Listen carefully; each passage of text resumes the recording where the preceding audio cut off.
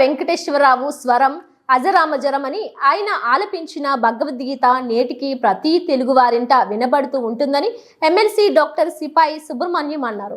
ఘంటసాల జయంతిని పురస్కరించుకొని తిరుపతిలోని ఆయన విగ్రహానికి ఘంటసాల అభిమానులు స్థానిక రాయలసీమ రంగస్థలం చైర్మన్ గుండాల గోపీనాథ్ రెడ్డి ఆధ్వర్యంలో పాలాభిషేకం నిర్వహించి పుష్పాంజలి ఘటించి నివాళులు అర్పించారు. ఈ కార్యక్రమానికి ఎమ్మెల్సీ డాక్టర్ సిపాయి సుబ్రహ్మణ్యం, బీజేపీ సీనియర్ నాయకులు నవీన్ కుమార్ రెడ్డిలు ముఖ్య అతిథులుగా హాజరయ్యారు. ఈ సందర్భంగా వారు మాట్లాడుతూ ఘంటసాల భౌతికంగా దూరమైనప్పటికీ ఆయన పాటల రూపంలో ఇప్పటికీ ప్రజల గుండెల్లో చిరస్థాయిగా ఉన్నారని కొనియాడారు.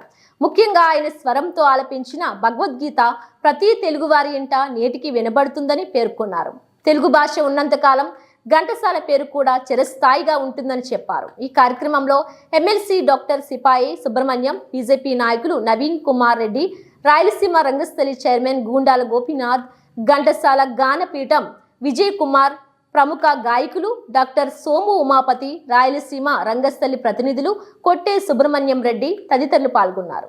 రోజు గాన గంధర్వులు ఘంటసాల గారి 103వ జయంతి సందర్భంగా ఆయన కాంస్య విగ్రహానికి పుష్పాలంకరణ చేసి ఘన నివాళి అర్పించాము. గాన గంధర్వులు ఘంటసాల గారి జయంతిని ఈరోజు అభిమానుల మధ్య జరుపుకుని ఆయన ఘన నివాళి అర్పిస్తున్నాము.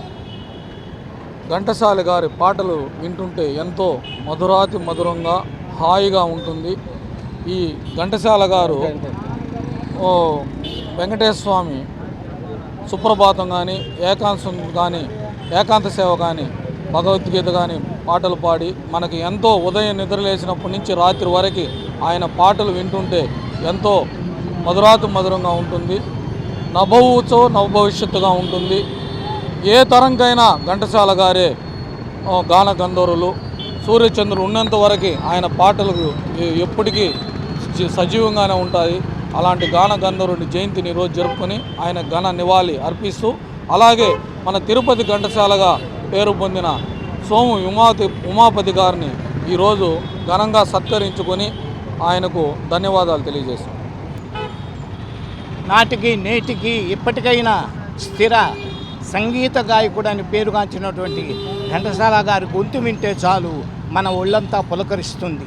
ఆయన ఏడు కొండల స్వామి ఎక్కడున్నావయ్యా, ఎన్ని మెట్లెక్కినా కానరావేమయ్యా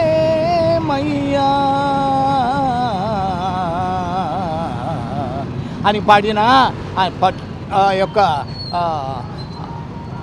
గాంధీ పుట్టిన దేశమా ఇది, నెహ్రూ కోరిన సంఘమా ఇది అని ఆయన గొంతెత్తి పాడిన అందరూ ఐకమత్యంతో ఎదుటి ఆ శత్రువుని అలా కూల్చేటువంటి దృష్టి కలుగుతుంది.